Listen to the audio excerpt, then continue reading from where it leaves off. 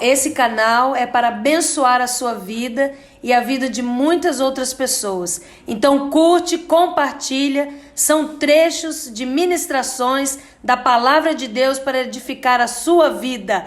Deus abençoe. Eu queria que vocês dois definissem o que é o reino.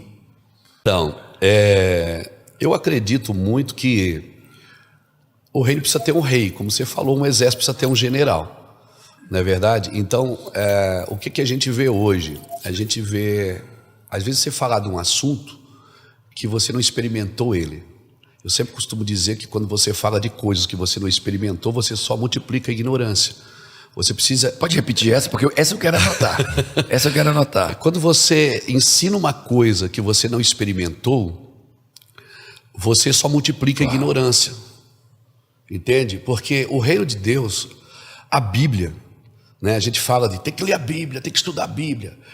Se fala muito, Paulo falava disso, do pleno conhecimento de Deus. O camarada acha que o pleno conhecimento é você conhecer a Bíblia. Não, o pleno conhecimento é você conhecer de quem a Bíblia está falando.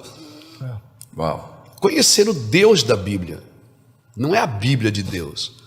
Porque se eu conheço só a Bíblia, eu informo, mas eu não transmito. Então, quando você experimenta, Paulo, por que você se tornou o que se tornou uma voz? Por quê? Porque você experimentou algo. Então, quando você fala, você não informa, você transmite. Caraca. Porque Deus você não estuda, Deus você experimenta. Provai e vede que o Senhor é bom. Então você não estuda a bondade de Deus, você tem que ter experiências sobre a bondade de Deus. Então o reino é isso. E se fala muito que a igreja tem que estabelecer o reino. A igreja não estabelece o reino.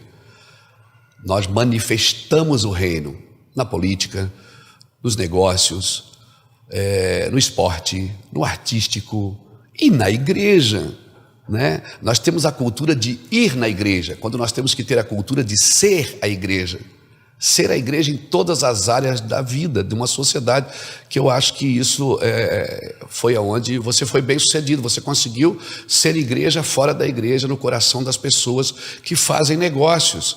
Por quê? Porque você experimentou, você teve uma experiência, você recebeu uma palavra.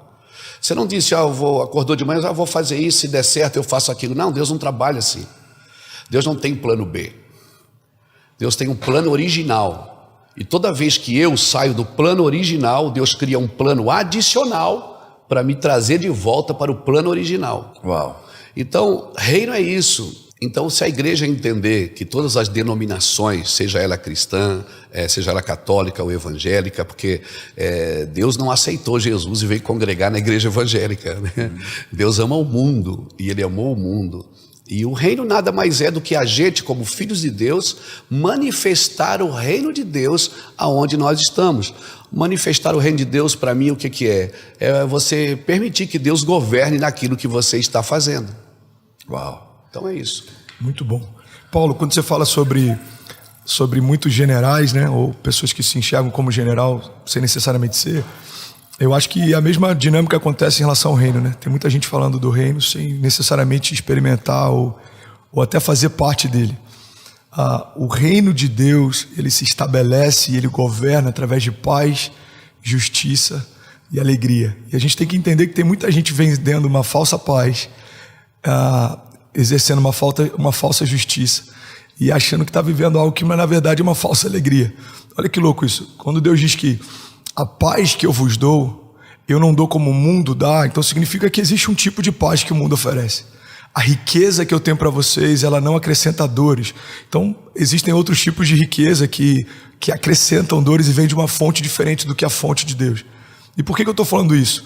Porque quando todo mundo fala do reino de uma forma tão plural, a gente pode estar achando que está vivendo a mesma coisa, quando na verdade a gente só está diminuindo o preço do ingresso para entrar nesse barco.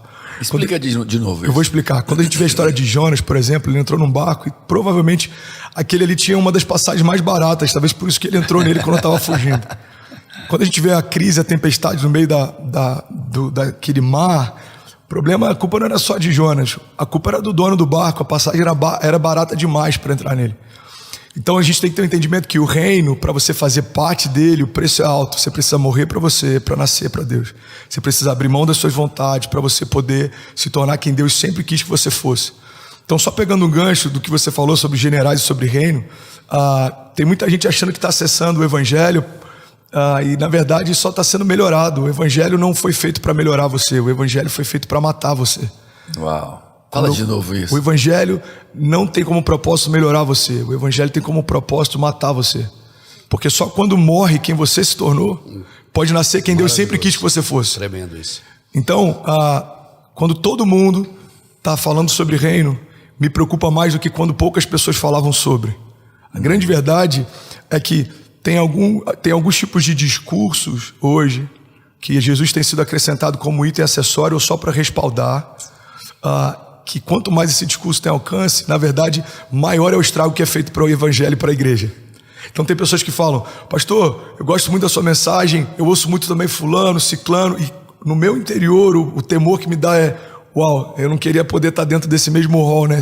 Eu sinto isso. Se são essas 3 pessoas que influenciam a sua vida, eu sinto isso me quando preocupa falam de estar treinamento. Junto. Pois cara, é. Eu vou pro seu, vou pro seu, assistir fulano, treino fulano, Beltrano, e agora vou pro seu. Eu disse, eita, pois é. Tá me comparando a isso? Pois é, e a verdade, Paulo, é que quando uma falsa mensagem do reino, que se parece com o reino, mas não é, fala de um Jesus que se parece com Jesus, mas não é, quanto mais isso cresce, na verdade isso está se tornando um desserviço ao crescimento do evangelho do reino. Então, eu lembro que eu participei de uma entrevista tempo atrás, apóstolo, e o radialista ele falou: André, a gente está vendo o crescimento do mercado gospel de uma forma absurda. O gospel está crescendo muito. Como que você atribui isso? Como que você enxerga o crescimento da igreja? Eu falei: não, eu só queria deixar claro que o gospel não tem nada a ver com a igreja. E o crescimento do gospel não tem nada a ver com uma expressão do crescimento da igreja. Porque até o número de cadeiras lotadas nos cultos não significa um crescimento e um avanço do reino.